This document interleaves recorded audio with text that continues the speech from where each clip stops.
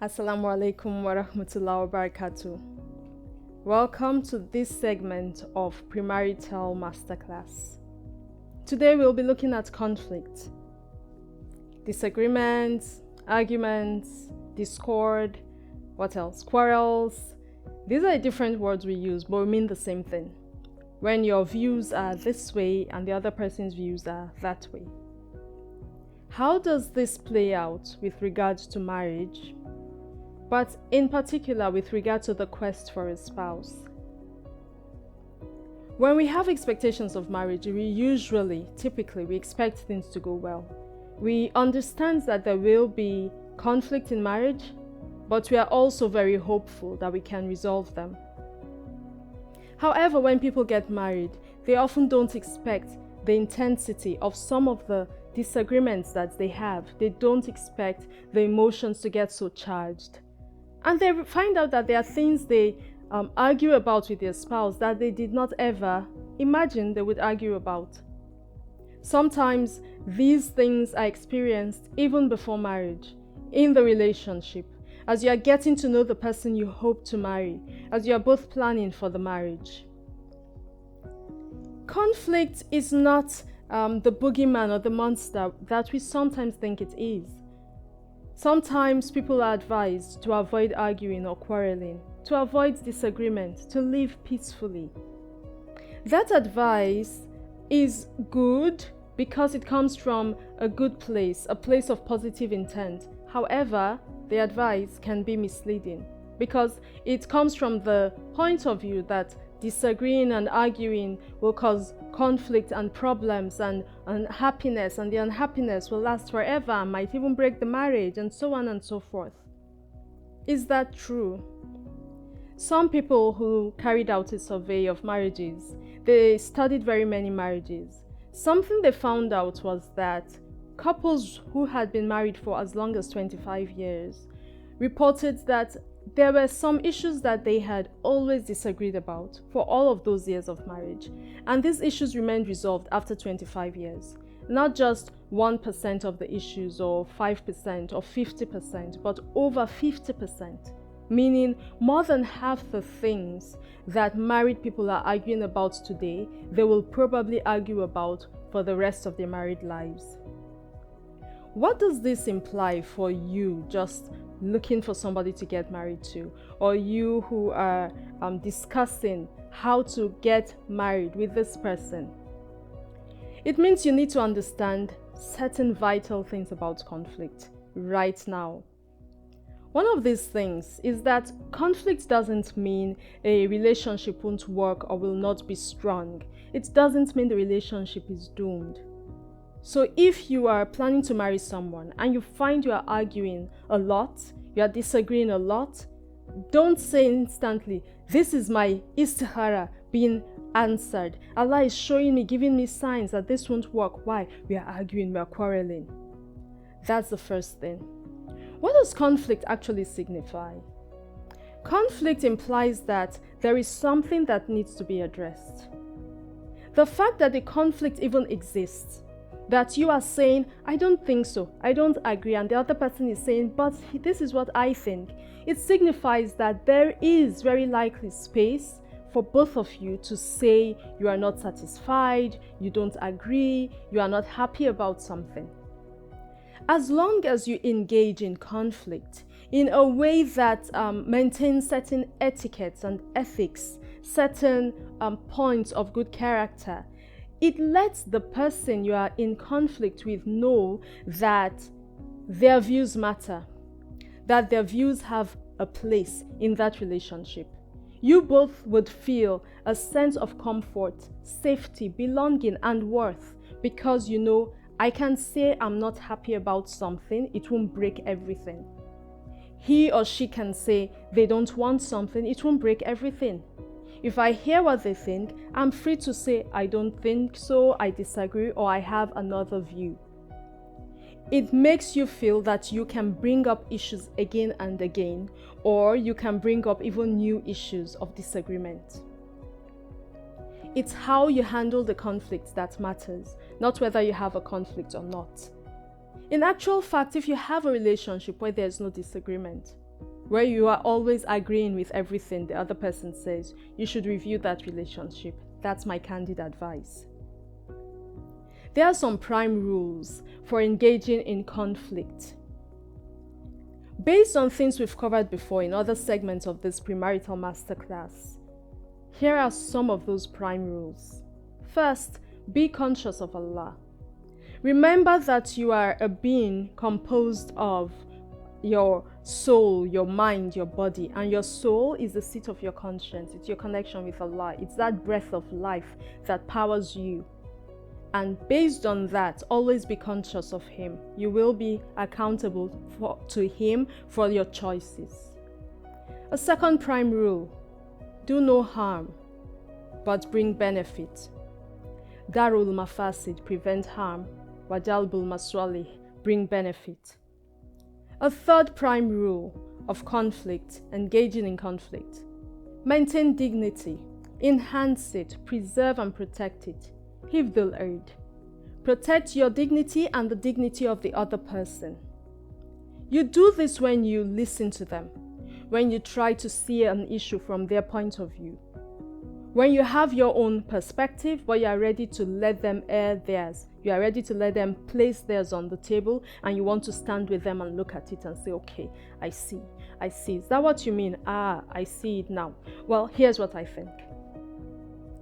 Do everything bil ma'aruf, in an equitable manner, in an honorable manner. Having said that, I want to also emphasize something. Not every word must be spoken. Not every disagreement must be voiced. The things that matter should definitely be expressed. Spend your words wisely.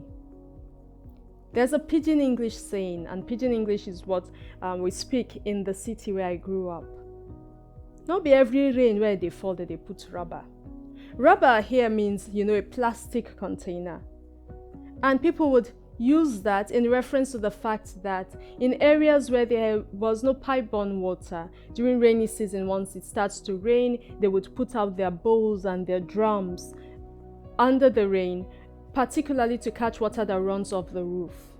Usually, if it's the first rain of the year after the dry season, the water running off the roof would be quite dirty, because during the dry season you get a lot of dust and dead leaves deposited on that roof.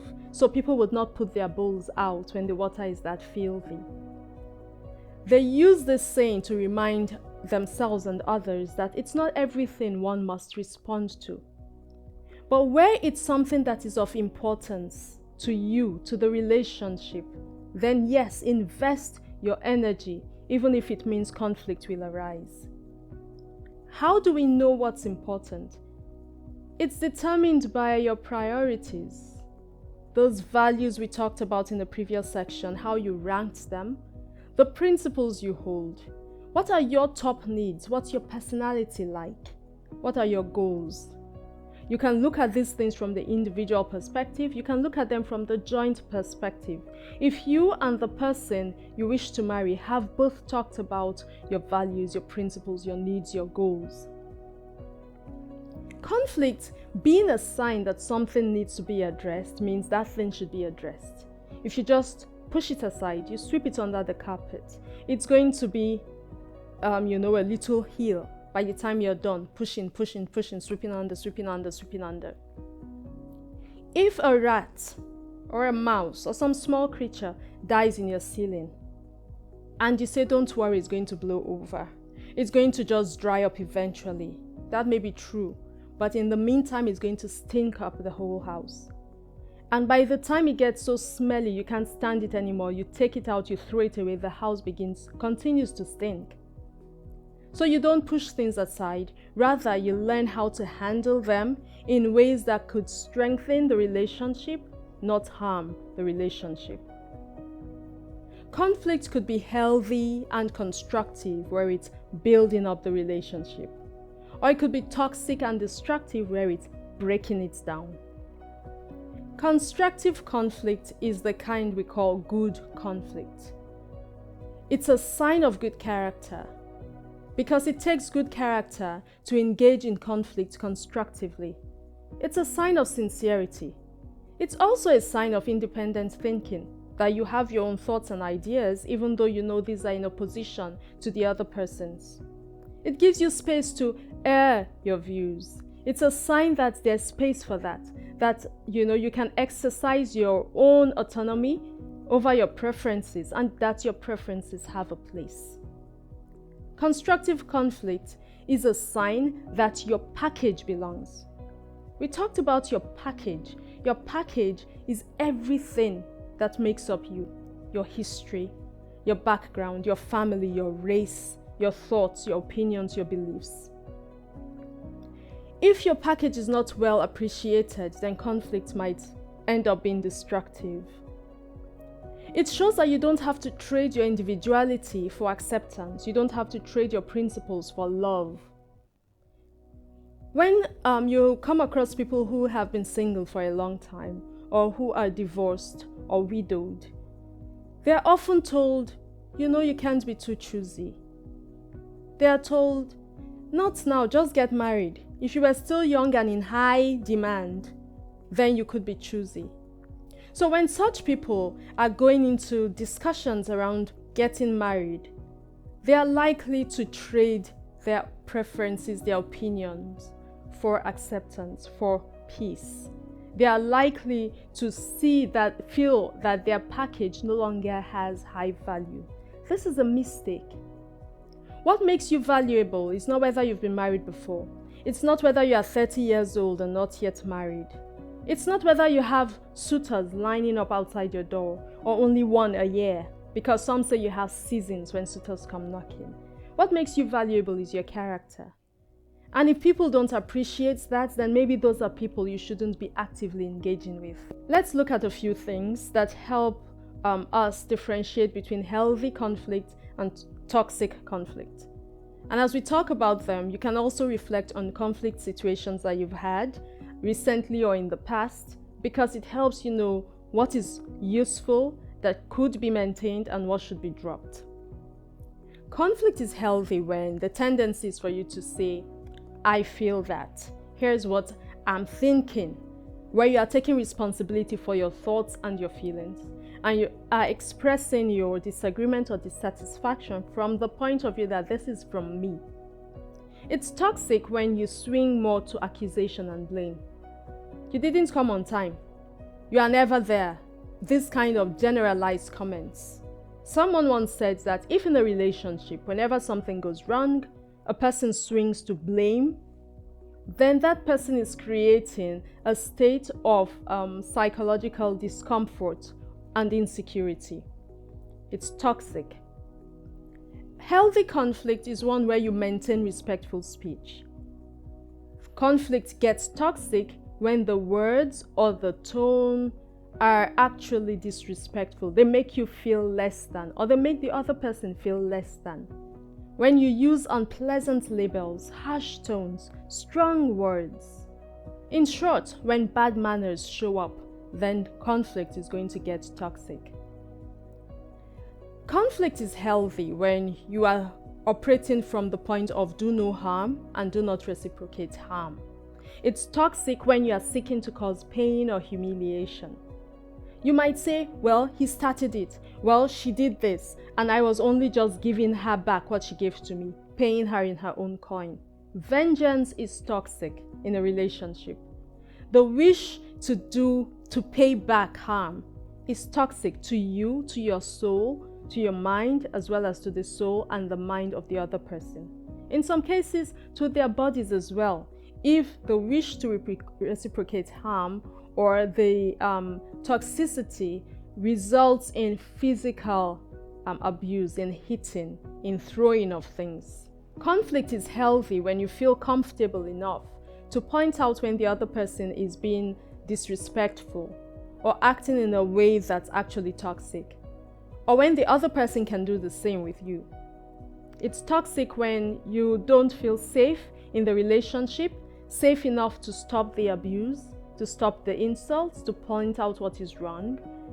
When the other person's habits or manners are so bad that you just want to avoid, then such conflict has actually gone toxic.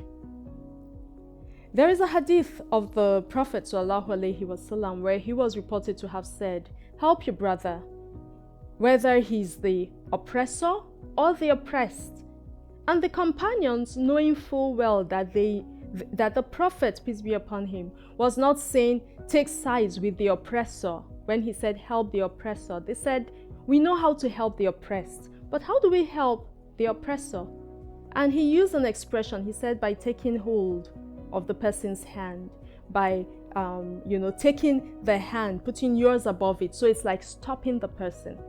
In a relationship, be it one of marriage or pre-marriage, or you're just talking about certain things, when you see behavior that's oppressive, that's toxic, that's disrespectful, you need to mention it in a respectful way so that you show how it should be done. And you need to make sure it does not persist. 4 things to be mindful of as you go willingly, I hope, into engaging in communication even when there is conflict. Be mindful of complaints. Complaints are very direct, very clear expressions of your dissatisfaction, your unhappiness, your disagreement, and what the other person has done that has caused it. It shows things aren't okay and things need to be fixed. And experts in marriage would say if you stay at that level, then it's okay. Another thing to be mindful of, and here's where you need to start getting very careful because that means the toxicity is rising, is criticism, where you're actually pointing out the other person's fault in a manner that's harsh, that's not kind. You are always late. You are very late. It's full of you are. Not I think, not I feel, not how this is affecting me, because that's at the level of complaint, but it's focused largely on you are, and it includes those labels, those tags. The third thing to be mindful of, and the second troublesome one, is contempt. Right now you are acting and speaking in ways that show that you feel this person is beneath you. This person is not worthy of your respect or your regard or your attention. So when we talk about contempt and we are talking about mockery, we are talking about ridicule, we are talking about humiliation. The fourth thing to be mindful of, stonewalling, where you just block the other person off. You don't engage anymore. You don't communicate. Silence. Of course, there are things that give rise to complaints and criticism and contemptuous behavior and stonewalling. The point I'm making here, I think, is for you to observe yourself. And if you catch yourself doing it, ask yourself, where is this coming from? Why am I acting this way? Is there something I need to fix in myself? Is there something I need to address in a better manner? These things are important because those who study marriages say when you find these traits rising, they go from complaints to criticism to contempt to stonewalling. They say it's actually a predictor of divorce. A marriage that has these traits, these qualities, is likely to end in divorce. So you don't wait until you are married to see whether you will do it this way or do it that way. No, you start now. You practice it now. You make it your habit to avoid criticism, contempt, and stonewalling, and to make sure your complaint is expressed in a constructive way, not a toxic one. We might all have good intentions when we start a disagreement, when we start talking about one issue or the other, when we even start arguing, we might still have good intentions, but our conflict style might get in the way. So let's talk about conflict styles.